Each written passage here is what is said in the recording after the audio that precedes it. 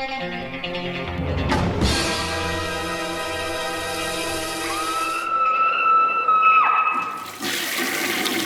guys, what's up? It is week 301 and I have a handful of reviews for you, so let's hop right in.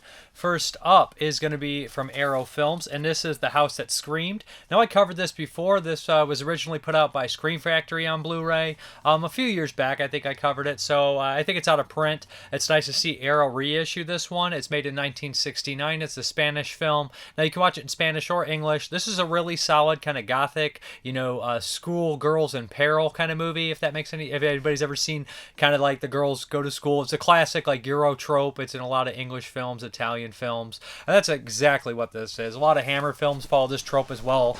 Basically, boarding school, something mysterious is going on, and on the back it basically says it's a great gap between Psycho and Suspiria. I would 100% agree with that. I would say that there's definitely some more gothic elements, but Suspiria has those as well.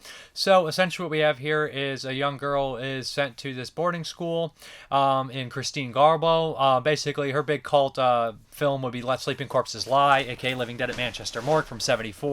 Great film. And she basically starts to realize this place isn't right. It's creepy. The head lady is just cold and very distant, but she basically has an underling who's also a student there who is ruthless. So before long, she's starting to be picked on and all these kind of tropes and stuff like that. But what really kind of struck me this time around, this is a second view, is how wonderful the cinematography was. I realized that the set design's gorgeous. It's like very atmospheric, and they definitely get a lot of it with the camera angles, the slow kind of moving around. It's just wonderfully done, creates a lot of thick atmosphere. Another cult actor that I think a lot of people will recognize in here is the young kid from Deep End. 1 year later after this one, he was in Deep End, which is a really kind of good psychological kind of film, psychological drama, really twisted. And the actor would go on to be in Vampire Circus. This one, he plays the head lady's, basically the head, I don't want to say mistress, that's not really the name, but the head kind of lady's son. And he's really awkward and strange. So it does take a while for like some murders and things to happen. But another thing that took me back was how the murders are filmed. They're not overly gratuitous in comparison today, but they are gratuitous for 69. And this is the extended cut. The finishing school is, I believe, what it's called, in the extended format, 104 minutes, and there is a theatrical, which is, I think, 90 minutes. So, but the murders here, they just tend to, what they do is they'll have a character, they'll have the music swelling up and the suspense building up, and then it'll all of a sudden freeze frame, right? And we'll on like the most horrifying moment, and we'll kind of be stuck in that moment for a long time. Kind of how, I guess this is a weird comparison, but hey, I'm an idiot. So how Peckinpah would slow down the gunshots when people got hit. So you kind of live in that fear instead of living in the pain of the moment. You live in the fear. And then it would kind of go back to normal for this, and we'd see a brutal throat slit. And it happens a couple times. And both times I thought that the outcome came across fairly disturbing. There's like a lot of creepy side red herring characters and everything. But at the end of the movie, it delivers really well.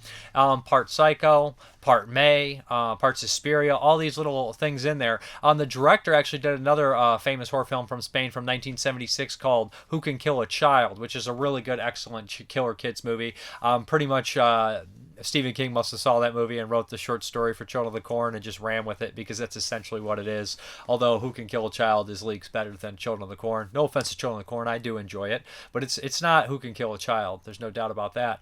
But as far as the special features are concerned, now it looks like they ported over a lot of the old features. I feel like the interview, The Boy's Innocence, a previously unreleased interview, I guess it's unreleased, never mind, with actor John Mulder Brown. And I do remember seeing an interview with the Scream Factory on there as well, so I guess they got some new ones here. So archive interview with Mary Maud from 2012 edition of Festival of Fantastic Films. All About My Mama, brand new interview with Juan Tibon, author of the original story. The Legacy of Terror, brand new interview with director's son, Alejandro Inabennez.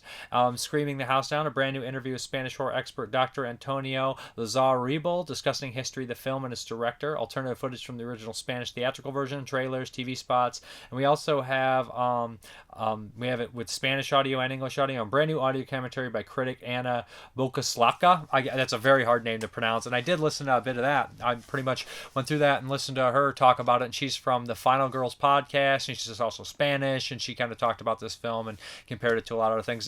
This is a great film, and the first time I liked it. But this time around, it kind of won me over. I just was taken back how beautiful the Gothic setting was, the acting, the characters, and the psychological aspects. I really like these kind of deals. Now, it's not, I would compare it to Even the Wind is Afraid, which is another, I believe that one's Mexican actually, from the 60s. I do think it has similarities to that. And like, I do like these boarding girl house ones. There's a handful from the 60s, including some of the Hammer ones, like Lust of the Vampire, I believe is one of those. And, geez, what is the Werewolf in a Girl's Dormitorium? I think feels kind of in the same line. Of course, that's an Italian film. But yeah, this one is really solid, really good stuff. I recommend The House That Screamed. Now, it is nice seeing Arrow put some of these out-of-print Scream Factories out. I think Blood and Lace, not Blood and Black Lace by Mario Bava. I think Blood and Lace from 1971 would be a nice pickup from Arrow. I think that movie could use some, rediscovery, even though it was put out on Blu-ray like 7 years ago. But still, it's probably forgotten again, unfortunately, and that's a weird one. So, and it kind of has some similarities to this, I guess. But that one's PG and sleazy. This one, it has like the kind of underlining stuff. You could tell in '69 a lot of this would have been cut out. You could tell that there's like a 15-minute difference in the version. So, anyways, both are on here. Check it out for sure. The House That Screamed, good stuff. Okay, the next one is another one from Arrow Films, and this is Millionaires Express, starring the man, the myth, the legend, Sammo Hung. And I believe directed by Sammo Hung. Also has Cynthia Rothrock in here, and a million other familiar faces. If I'd be doing a disservice if I tried to name every martial artist I recognized in this movie. So it has a lot of Shaw Brother regulars, a lot of the guys that pop up in like the Deadly Venom movies, and just a slew of recognizable faces. So going through a lot of these Hong Kong and martial arts films, I've noticed like the one there's tons of standout guys, tons of people that I really enjoy seeing, from Jackie Chan to some of the Five Deadly Venoms to Cynthia Rothrock. But the one that I've kind of gravitated to most, I'm not saying he's the best, I'm just saying I like his attitude, I like his screen presence, would have to be Sammo Hung. He's just an absolute blast. I love the guy. He's funny. His martial arts style is unique, and you don't often get to see a big guy roll around and tumble and roll and square up with people like that. And he is a comical character in a lot of the movies he plays in. Spooky Encounters of the Spooky Kind, stuff like that, or Spooky Encounters, whatever you want to call it. And even the ones with Jackie Chan. But I love the way he has his demeanor and everything like that. So basically, this is such a bonkers movie. Like, this is kind of just like a romp, a comedy of errors martial arts movie. So what we have here is this train that it's a period piece. Sammo Hung is kind of like this grifter kind of character that has martial arts. In the very beginning, he gets in this run-in with all these Russian soldiers, which is a really funny scene. And essentially, let me explain this first. There's 4 cuts of the movie on here. There's theatrical, the international, the export, and then like the hybrid that incorporates all of it. I decided to watch the hybrid. My first view was like an hour and 44 minutes, so I didn't miss anything or see anything. So Sammo Hung is basically he's kind of a pimp, and he's like this martial arts grifter kind of guy, and he essentially is run out of this town in the very beginning, and he like gets out of there just in time in a hilarious fashion, and actually turns the tables and turns like the blame on somebody else, which is great, when they're about to like basically lynch him and all the prostitutes. So he gets out of there, and he decides to go back to his own hometown.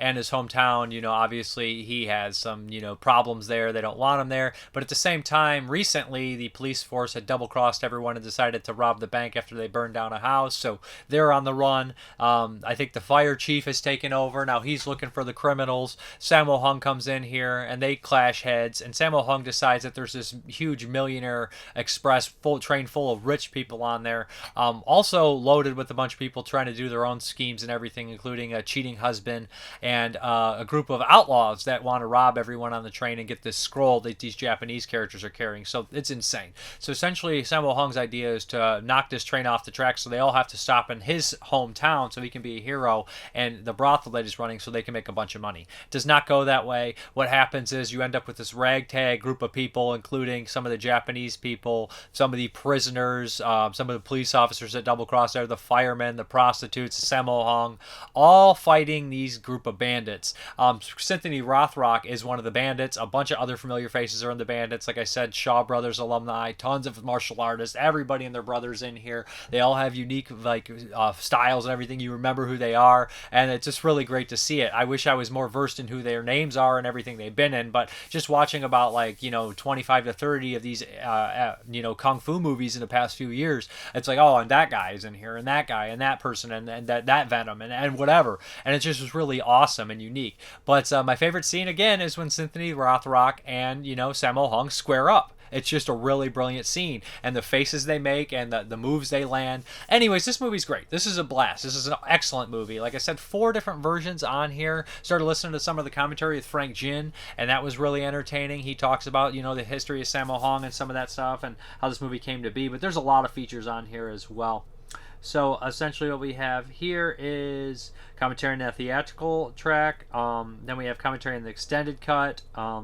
The theatrical is Frank Jin. Commentary on the extended is Mike Leader and Arnie Vimia. A select commentary by Star Symphony Rockred, moderated by Frank Jin. 3 video interviews with Rothrock, New Frontier and Express Trilogy. 2 archival interviews with Sammo Hung, Way Out West, an archival interview with Young Boyle. On the Cutting Edge archival interview with star Yushikari Ishima, an alternate English opening and closing credits. And we have other stuff. So, 4 cuts of the movie in the special edition, the longest being about an hour and 49 minutes. It's really great. This movie was a blast. It's entertaining. Again, a great double feature with Magnificent Warriors, which I covered last week. Both a lot of fun. I don't think you could go wrong. This one, I don't know which one I preferred, but it has a lot of good characters in here. This one is just ADHD heaven, right? Okay, the next one is an upgrade, and this is from Blue Underground, and this is Philosophy and Boudoir, Eugenie, Marquis de Sade's Eugenie, and I covered this for 1970. This is one of 5 films that Jess Franco directed in 1970 that we know about, including like Count Dracula, what is that, Shadows Come, what's the one with that night, Nightmares Come at Night, a bunch of other ones as well, The Bloody Judge, and I think this one produced by Harry Allen Towers, or was the other one? Yeah, this one was produced by Harry Allen Towers, and this one, yeah, like I said, it also has Christopher Lee in there as Maria Romp in this. I feel like she's in all of them. Yeah, she's in this one, and of course Jack Taylor. Everybody loves Jack Taylor. He's in a bunch of Jess Franco movies, Jose Ramon Larraz movies. So yeah, anyways, this one is super sleazy. Now Christopher Lee doesn't have a huge role in it, but yeah, he has a decent sized role. This is, pretty exploitative, pretty sleazy, but 1970, pushing the boundaries, and in 4K it looks amazing. So essentially, you guys know Jess Franco's MO. He kind of made movies with, a decent cast, a lot of nudity, and a fairly amazing location. Sometimes he would let the locations do a lot of the work for him. But the thing about Jess Franco is he was very prolific. He was, and the thing is, he loved making movies, and he never really stopped making movies until the day he died. And I always respect Jess Franco for that. And you know what? As many movies as he made some pretty good ones, so basically on the budget. And this one is a pretty solid one. So essentially what we have here is, I'm not too familiar with the works of Marquis de Sade. I know Salo, the movies and stuff. All the movies based off Marquis de Sade are inspired by Marquis de Sade. And I remember Marquis de Sade in the movie Waxwork, of course. But you know what I'm saying? I'm not as well versed in his literature as I should be. But I know his story and things like that. So essentially, this is probably loosely based on it, from my understanding. And Nathaniel Thompson and Troy Howarth, they have a new commentary on here, which is nice. And they talk a little bit about the history of the movie, the work that Jess Franco made with Harry Allen Towers, including one of the Fu Manchu movies, which didn't do very well. One of them didn't, I don't believe. So essentially, yeah, they go through all that stuff. But the story is, it's really sleazy and really dirty. Jack Taylor is kind of promised sex if he lets his underage daughter go to this island resort with this group of weirdos, because Jack Taylor is fiending for her. So essentially, Justine goes there, or Eugenie, sorry, I'm mixing up the movies. I don't want to mix up Eugenie and Justine because I'm covering them both this time. But Eugenie goes there, and she is molested and tortured, and they put her through all these kind of Marquis de Sade-esque things until eventually the group of like cult people show up, and being Christopher Lee and all that kind of weird stuff. And there's a huge twist, a really bizarre kind of crazy twist that you're like, what the fuck? Okay, but it makes it a little bit more interesting, a little bit more wild. The runtime is pretty short, if I remember correctly. I feel like this one goes by much quicker than the other one, and I don't mean that as an insult to the other film either. So yeah, the one thing that really took away from the 4K is it looks amazing, but the one stuff that was a lot, like I started tripping, I felt like I was actively like hallucinating, was because they had the whole movie turns red at certain points. Like they'll have these red lights, I think, when the characters are entering the frame. It's like the proto Cenobites, right? But and it's just like boom, you're like, oh wow, like it's so red and so vibrant, and like the HDR, and you're just like, I cannot focus right now. It kind of creates like a hallucinatory kind of thing going on, and I guess that's to the positive of the release. But besides the new commentary with Nathaniel Thompson and Troy Howarth, we have old ported over extras for Virgin Stories interviews with director Jess Franco, writer producer Harry Allen Towers, and stars Mathieu Ladal and Christopher Lee. Stephen Thrower and Eugenie interview with author of Murderous Passions, The Delirious Cinema of Jess Franco, and new Jack Taylor in Francoverse interview with star Jack Taylor. Franco first. Who the fuck wrote Francoverse on the back of that? That's great. I want to be in the Francoverse. The good thing about Francoverse is, well, you're either getting killed or you're having sex, or maybe both at the same time. But anyways, if you like Eugenie, this is an upgrade. And if you like Jess Franco, I would recommend picking it up. This is one of his more produced films, you know. I mean, like later those SOV movies, I've seen one and I was like, that's it, no more SOV Jess Franco for me, no thank you. But I will watch all Jess Franco's old movies for sure. Dig what he does. Okay, the next one here is the Marquis de Sade's Justine, another upgrade, and this was the first time watch for me. I had seen Eugenie, but I never saw Marquis de Sade Justine, and this is a sprawling epic. What is this? 2 hours and 4 minutes. Now, I knew right away when I popped in, I was like, 2 hours and 4 minutes, there's no way that movie originally ran that. And of course, in the commentary, Nathaniel Thompson and Troy Howarth, the new one they did, they mentioned that. They talk about the different versions of the movie, what the different, like, media versions and everything like that. And I was like, there's no way that originally ran for 2 hours and 4 minutes. No one will watch that in a theater, especially kind of like a softcore is what you're looking for here. So essentially, this is again loosely based on the works of Marquis de Sade, and it follows Justine. And this is a pretty interesting movie. Like it's sprawling, kind of like, I don't even know how to put this. It's definitely like one of these classic, like this is 69, I think, but it feels like those stories where you just have like a character going through and meeting all these zany weird characters and having all these awful things happen to them. One that was a little bit more modern was The Aftermath from 85, a little bit more modern, where it's the Belgian film where the guy lives the apocalypse and he just runs into people and they abuse him and whatever. And there's a million movies like this, some softcore, some hardcore, some not any. So like it's definitely in that vein, right? So Justine's parents, her and her sister's parents die. They're in, I believe, a convent or like a kind of a religious school. They are basically kicked out of the school with a small amount of money. Justine is the sister decides to go into a life of prostitution to make ends meet, and Justine tries to stay righteous, tries to stay proud and religious. And what happens is one basically has success in life, and one goes through a series of awful encounters with tons and tons of people. Now, Klaus Kinski, as the Marquis de Sade, is locked up, and he is writing this story, which is, I guess, what it really was happening here. Klaus Kinski does not speak. There's a narration, but it's actually narrated by Jack Palance. Go figure. Yeah, and then the commentary, Nathaniel Thompson and Troy Howarth basically explain that Klaus rarely dubbed himself over because he wanted more money. Yes, of course, that sounds like Klaus Kinski from the stories you hear about him. So yeah, so he didn't dub himself over here, so he basically sits silent in a cell looking crazy, similar to how he did in Jess Franco's Count Dracula from 1970 when he played Renfield, or probably what he did in his everyday life when he wasn't working. So essentially, Justine goes around and she runs into all these kind of people that take advantage of her. They ridicule, all sorts of awful things. Now, the sets are amazing. It feels like a big sprawling epic. There's a lot of prison scenes, and some of the better characters she runs into. What is this actress's name? I want to make sure I said it. Mercedes, where is she? They gotta mention her. If they don't, it basically Mercedes McCambridge, and she voiced partially Reagan. Basically, she voiced Linda Blair in The Exorcist.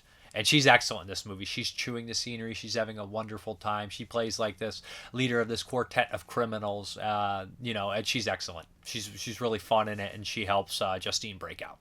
Also, she runs into Jack Palance, who is insane in this movie. If you thought his performances in some movies were over the top and weird, like Tango and Cash or Torture Garden, where he's just like, that's like times 10 here. In the commentary, they mentioned they think he was drunk. I would not. He seems drunk. He seems very drunk, but it's Jack fucking Palance. The guy's got a lot of screen presence. He's excellent in this, and his scene is really fun and weird and wild. Also, you got Howard Vernon as one of his kind of buddies. So lots of good people in this movie. Lots of sleaze, lots of nudity, and it's epic. And I don't think the original story probably ended like how this movie ends. It's kind of like your Hollywood ending, even though it's Jess Franco. How Hollywood can Jess Franco get? But definitely, it seems like it was a little on the softer side than it should have ended, because because the message you kind of get through here is, why don't you sin and defile and just be debaucherous, and you'll succeed. Otherwise, if you're righteous, you fail. But it's kind of like Who Saw Her Die, right? The giallo, where they just kind of like go back at the last minute and you're like, oh, you just went from like a 4 to a 3.5 or something like that. I love that movie, but Who Saw Her Die, that ending is just like, Fulci wouldn't have done that. And I always bring that up. Don't Torture a Duckling didn't do that, but Who Saw Her Die did, just to save face. And I feel like this one does it a little bit. Now, this one's a good one to have in 4K because they said there's multiple locations. It's a big movie. There's lots of great sets and everything. And besides that, there's other features on here. Besides the new commentary, there's also a new On Set with Jess with the interview with star Rosabelle Neri. She's in a bunch of stuff. Deadly Sanction, the shorter U.S. version in high definition. And then some old ones. The Perils of Pleasure of Justine interviews with director Jess Franco and Harry Allen Towers. Oh, Harry Allen Towers produced both of these, I guess. And Stephen Thrower on Justine, interview with author of Murderous Passions, the delirious cinema of Jess Franco. So yeah, if you're a fan of the movie, it has the Blu-ray and the 4K. Yeah, good stuff. And HDR as well. And I think a Dolby Sound, Dolby Vision. Okay, there we go. Good stuff. Okay, next up we have a double feature from Ronin Flicks, and let's hop into the first one. This is a Jet Li double feature, and I must admit, I've seen some of Jet Li's American stuff, Romeo Must Die, Lethal Weapon 4, but I don't know all the Jet Li stuff. I've seen a couple of the other ones too. The one where he's in the tournament, I'm not going to go through which is Hero, I think. I can't remember. That's not the one, but whatever. So, Fist of Legend. We'll talk about that one first, from 1994, and this is a remake or a loose remake of Fist of Fury, the Bruce Lee movie. Again, Bruce Lee is kind of a blind spot for me. I know Bruce Lee. I've seen a lot of movies that were inspired by Bruce Lee. I know the history, a little bit of Bruce Lee, but I haven't seen that many Bruce Lee movies. I buy the sets and everything, hoping that I'll find time to watch them.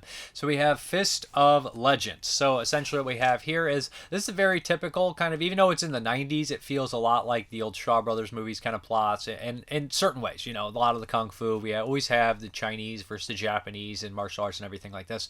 But as they say in the special features here, this one's a little bit more fair to the Japanese for once. Usually the Japanese are the straight up villains and everything like that, and they always will come in and try to compare their martial arts style to the Chinese martial arts style, and they'll be really tough and scary and brutal and mean, but they usually lose pretty bad at the end, spectacular fashion. Almost all the Golden Harvest or Shaw Brothers or whatever movies I watch, that typically is how it ends. So what we have here is so Jet Li is a martial artist, and he's studying abroad in Japan. He has a girlfriend, or kind of a blooming relationship with this young girl.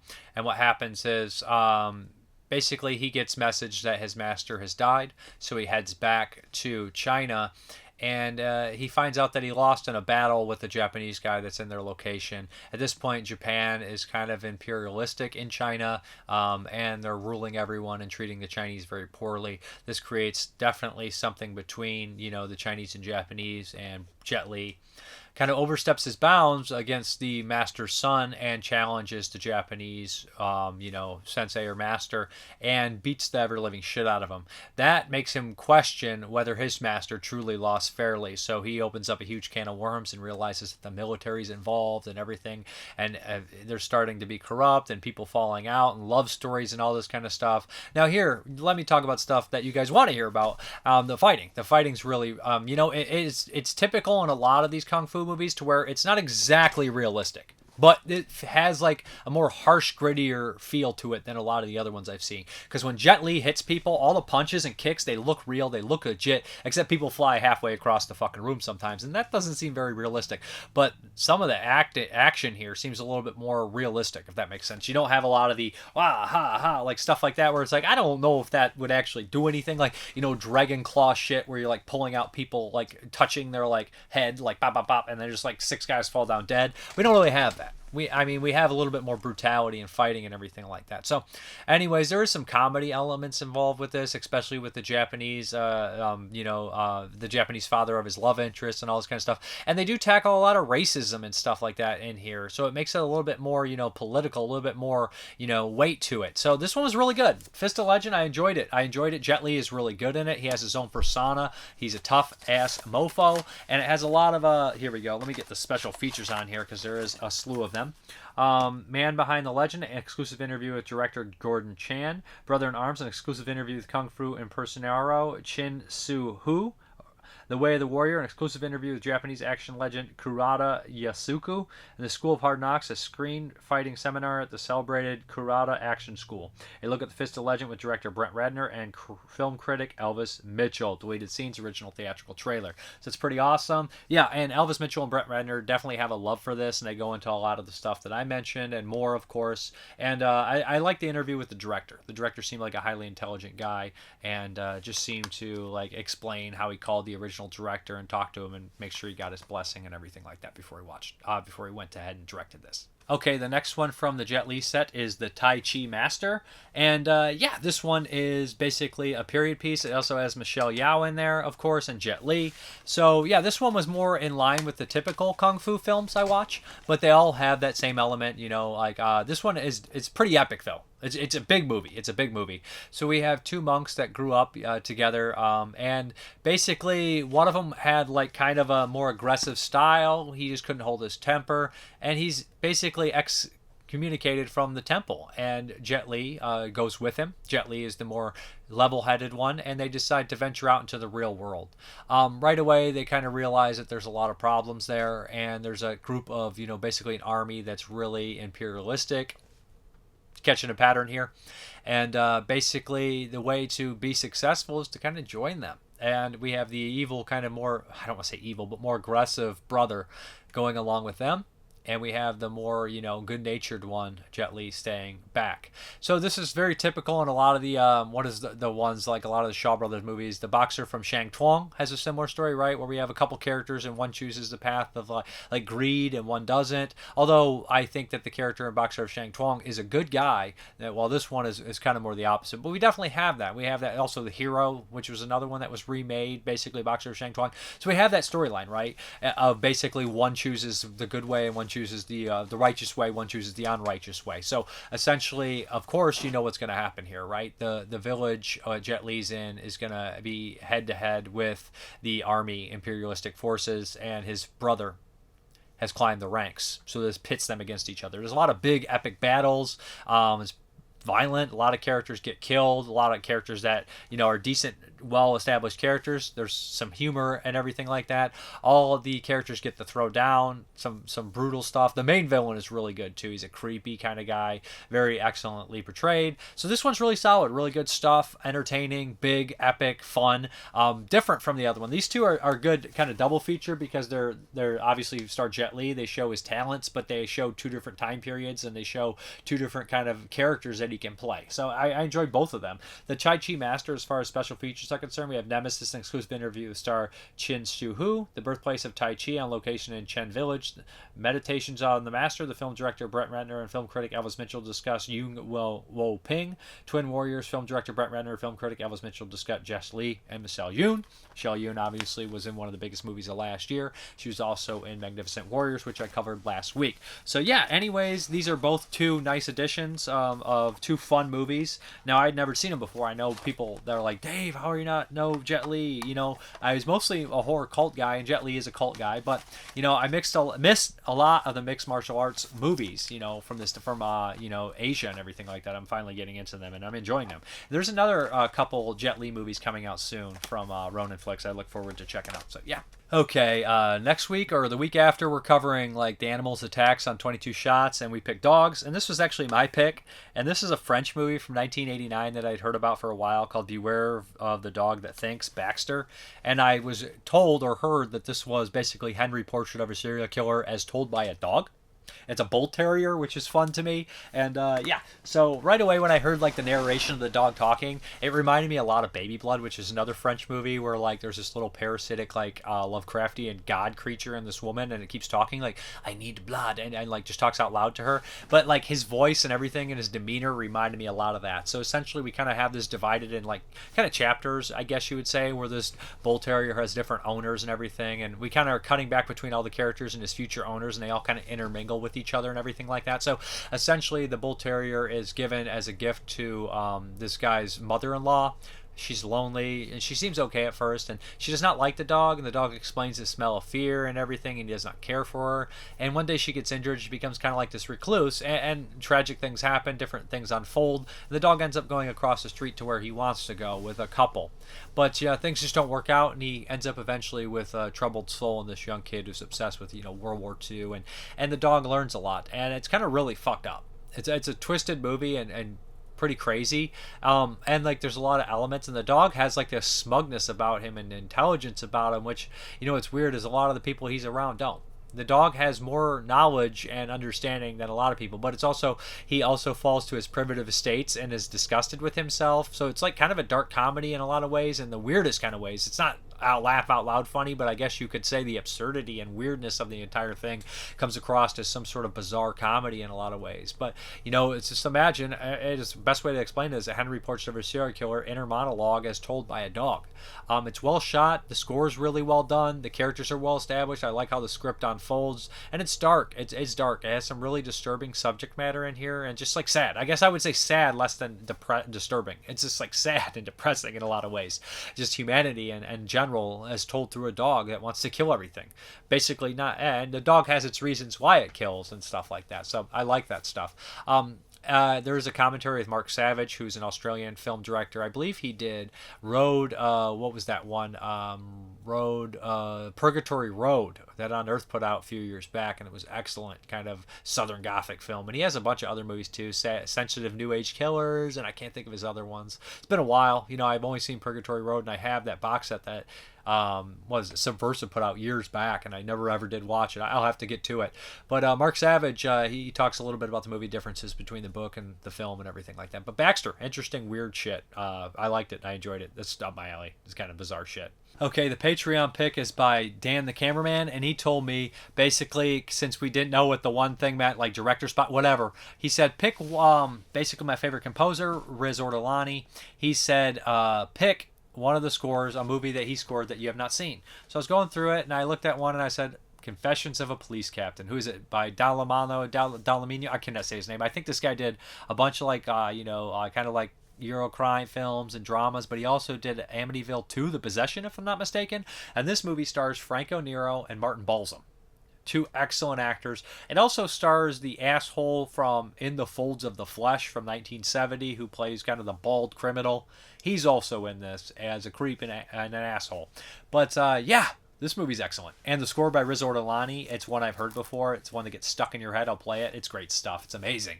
So yeah, I mean, you really can't go wrong with Franco Nero or Martin Balsam in a leading role. Martin Balsam, is from a lot of classic films like Psycho, Cape Fear, 12 Angry Men, and of course other things like Death Wish 3 and Two Evil Eyes. But I love Martin Balsam, and I don't get to see him typically star in a role. Franco Nero's excellent as a DA, and Martin Balsam's like a police captain. I don't know how high up he is. Maybe he's pretty high up. So essentially what happens is, right in the beginning of this film, Martin Balsam is in this insane institution, a mental institution, and he wants this guy named the Puma to be released. He's like, release that man. And right away, this Puma goes out to try to carry out this kill, and he kills like 3 guys and dies himself. And this kind of brings the attention of the DA to him, and they start to dig deeper. And you kind of realize this police captain has it out for this guy, this one kind of criminal mastermind that has ties to all these political figures and higher ups and everything like that, so it complicates shit. Now, Franco Nero, they start to accuse each other of being in on it and everything like that, that they're both in, these political people's pockets. And you really don't know where any of them align. And it's really wonderful in that aspect where you don't know where they stand, if they're traitors and anything like that. And they have a sole witness that they both are kind of fighting over, and Martin Balsam refuses to give them up. But they start to argue, and they kind of bring things to light. And Martin Balsam tells them all sorts of things, and you're seeing Franco Nero learn about the world and the corruption through Martin Balsam's old haggard, job. And it's a fucking excellent movie. There's some action in here too. Martin Balsam is a wonderful, great performance. One of his best performances I've seen. And it's nice to see him get to star in a role. Franco Nero's also good in here, and there's this great scene where Martin Balsam's like, he's like, how do they know you're not on the payroll? He's like, maybe you won't be on the payroll. Maybe one day you'll come and they'll offer you a penthouse really cheap, and they'll say that you don't worry about the loan or something like that. And then later throughout the movie, this guy comes and he's like, do we want to offer you the 3rd floor or like the 10th floor or this penthouse? He's like, I can't afford that on this. And he's like, oh, don't worry about it. We're more interested in your character than your wallet. And you're just like, oh shit. Like, he's trying to bribe him. So excellent in that stuff like that. And it's a dark ass movie. It's really dark. It's really sad and really twisted. And just, I feel like this was probably made during the years of lead, which is that, you know, I've learned a lot about this stuff. Not like I'm an expert on it, but Italy's like political turmoil and violence and stuff like that. Just to kind of show you how like hopeless the corruption was. And it goes all the way to the top, you know. And it's an angry movie. And it's a true movie. I feel like there's a lot of truth to it. And like the only good cop is actually just, you know, is worthless in a lot of ways like this, and it's just there's nothing you can do against the real true criminals, not, you know, the street kids or the guys who flip out. And they showed this brilliant scene where Martin Balsam, there's this little kid who freaks out with a gun, and he basically saves his ass, and because he feels like that's, you know, nowadays that doesn't look so good, right? Because obviously we have so many of these active shooters and stuff like that. But he gives this kid a break, but he's not looking to, you know, he gives this homeless guy a break who stole a pair of shoes. He gives these petty criminals a break, because he realizes they're not really the main problem. The main problem is the corruption and the evil and the murder and all this kind of stuff. But yeah, it's an excellent movie. I would really highly recommend it. Nero and Martin Balsam are at the top of their game, and this director is good. Really good stuff. I'll have to check out some more of his films. The score by Riz Ortolani is wonderful. So great stuff. Let's get in these questions, comments, concerns, all that good stuff. Ken Coakley. I agree that sci-fi movies of the 50s still stand up today. One of my favorites was When Worlds Collide. One of my favorite scenes from that was when a man was selected to go on the new planet, but his wife wasn't. Upon finding out he volunteered to give up his seat. I also love The Day the Earth Stood Still because the topic of nuclear annihilation is pretty one-sided. The remake was inferior. Keanu Reeves kind of phoned in his performance, and the topic was more divisive. The remake of War of the Worlds wasn't as good as the original either. You know, I really do dig the remake of War of the Worlds, but yeah. So this may get some heat from some of the viewers, but I prefer the original Invaders from Mars to the Tobe Hooper directed 1986 version. I'm also partial to anything done by Ray Harryhausen. Love Ray Harryhausen. As far as the original, I never saw the 1951 Invaders from Mars, but I will say I do like the Hooper version, but it does kind of lose its steam in the last act. You know, you're kind of like, this is a bit long, right? Ken Coakley goes on. Ian Ugly and Stephanie Beacham from And Now the Screaming Starts had both been in some really good films. Ivan Eagley was in She Beast and The Conqueror Worm, both directed by Michael Reeves. He is also in The Sorcerers of Boris Karloff, which I also think is Michael Reeves' movie. Reeves only did, 3 movies and then died? Puppet Master 5 as well as Death Becomes Her. I heard an interview with Ugly in which he tells a story about working with Price and The Conqueror Worm. One day at the craft service, people didn't show up to feed the cast. Price was appalled, so he had a crew member drive him to the local supermarket that went to buy a grill, then returned and made lunch for an entire cast and crew. Vincent Price is the best. Ugly was a standout in The Conqueror Worm. Michael Reeves died way too young. He died of alcohol and barbiturate overdose. I knew that. Stephen Bitcham was in Dracula AD, 1972, Schizoid, and in Seminoid. I just watched Schizoid, and I've seen Seminoid and Dracula AD. I've seen all those movies. It's funny. She looked familiar, but sometimes I can't remember everybody. And The Screaming Starts really has quite a cast. As you mentioned, Herbert Lama is the Mark of the Devil with Reggie Nalder from Salem's Lot, of course, and Bird with Crystal Plumage. I just found out that Nalder didn't like Salem's Lot because he was only shown for a total of 90 seconds, but they were very memorable 90 seconds. He was excellent in it. Everybody remembers him. I also just watched Mysterious Island last weekend, which Lon played Captain Nemo. Lon was also my favorite Cronenberg film, The Dead Zone. He's great in The Dead Zone. I'd kill the bastard. Yeah, Herbert Lom's the best and everything. And Dead Zone's a good one. Travis Linscomb. Another awesome show, Dave. I watched Infernal Rapist, and boy, you're right. It delivers on its premise. What a crazy, ruthless movie. I loved it. I hope we get more Mexi-sploitation in our future. Me too. Nick Moore, lovely review for Now the Screaming Starts. I'll rewatch this one soon and keep the points you made in mind, sir. Many thanks. Pity Ian Ugly decided to do less acting. Nerves, apparently. He was always excellent. That hand sure gave me the creeps. I believe it was the same hand used in Amicus's Dr. Terror's House of Horrors, where it chased Christopher Lee. Die from a hand. I'm trying to think of the one. Oh, questions. 1. How would you fight against a disembodied hand or other body part? Now, if it's from And the Screaming Starts, I'm screwed because that thing is like a ghost hand. What are you gonna? You can't fight a ghost. But a disembodied hand, I don't know. I'd lock myself somewhere. Make sure he didn't get in the vents. And I would just hope that if I took the hand out, I wouldn't have a body parts issue where the guy coming looking for the hand's going to kill me. 2, you stated that you enjoyed the works of both David and Brandon Cronenberg. Does the same apply to both Stephen King and his son Joe Hill? Or are their sons better than their dads? David Cronenberg, as far as the caliber and amount of work he did, I would say Cronenberg's better. I mean, Brandon only has 3 movies. That's not fair. And as far as Stephen King and his son Joe Hill, I've not really read many Joe Hill stuff. I've seen stuff adapted from Joe Hill, like The Black Phone, and I think it's good. But it's kind of hard. I mean, Stephen King has a legacy. Joe Hill's just, I mean, he's not just starting out, but he's not Stephen King yet. Have you seen Severance Tale, The Uncanny, their big doc on anthology horror? Yeah, I think I even reviewed it. It's quite good. Till next week, I hope that I find the time to watch all the movies you acquired. I'm trying to do the same. Hope I find the time. Horror Man Cave. I feel like Attack of the Beast Creatures is a good mixture of Trauma's War and Trilogy of Terror. Good mixture. Also, Frostbiter is definitely my favorite Troma movie. It's a great Evil Dead ripoff with a chili monster and a Wendigo thrown in. Sounds fun. And he says, good shit, man. Thank you. Chris Harper, R.I.P. Paul Walker and Nikki Adcox. Dwight Davis, I ordered Magnificent Wars. It looks good. Nice to see more Hong Kong films getting restored and put on Blu-ray. For show.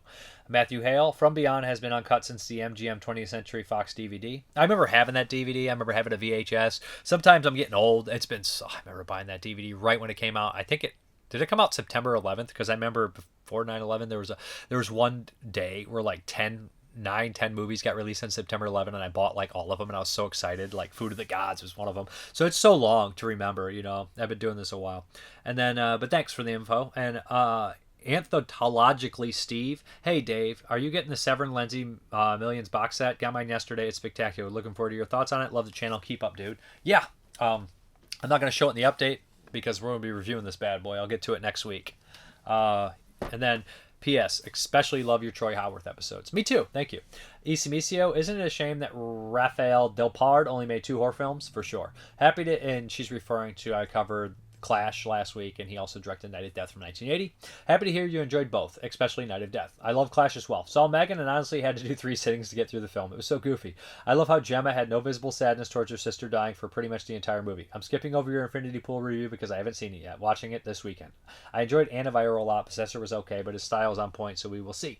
Gary Turley, Roll On 3rd, April 4th, Cool Hand Luke, April 4K, Cool Hand Luke and Maltese Falcon Steelbooks. Nice. I wouldn't mind having either of those on 4K. Jeff, 1999. Great episode. Congrats on 300 episodes in 6 years and doing it so well. Absolutely one of my favorite channels. Thank you very much. I do appreciate it, guys. Some days I'm a little down, a little beat up. I only got so much energy. I'm getting old. Time is running out. But let's hop into the update. You know what? It's 4 titles. I'm just going to do them here because I'm a lazy boy. So let's just hop right into them. The first one up is going to be the 4K from Kino Lorber from Death Wish. I did this on the Target buy one, get one 50% off. So I paid $20 for the 4K Death Wish. Michael Winter film. Charles Bronson is one of my all-time favorites. How can I not have Death Wish on 4K? How can I not have more Bronson in my life? I love Bronson movies. Then we have another Kino here. That Man Bolt with Fred Williamson. How can go wrong with Fred Williamson? Good stuff. Don't know this one too well. Not really sure on the plot, but I love Fred Williamson. Again, one of these tough guy actors. And then we have another one here, the Plaga Zombie Trilogy from Severin Films. Intervision, I guess. I always wanted to see these. I have the DVD of the first 2, but Severin put them on Blu-ray. I was like, yes. So basically, it's all 3 movies. It has, what's on here? 2-disc set includes the complete trilogy for the first time ever, and plus all new documentaries and more. Plaga Zombie, Zona Mutante, Zona Mutante, Revolution Toxicata, whatever. Sorry for the pronunciation. But yeah, these look fun. And last, but certainly not least, we have The Amusement Park by George A. Romero from 1975, if I'm not mistaken. Yeah, this was on Shudder. Had to have the Blu-ray. Gotta support George Romero's movies, even if he's dead. Love his stuff. So anyways, let's get out of here. All right, guys. Thank you very much for watching. And as always, have a good one. Yeah.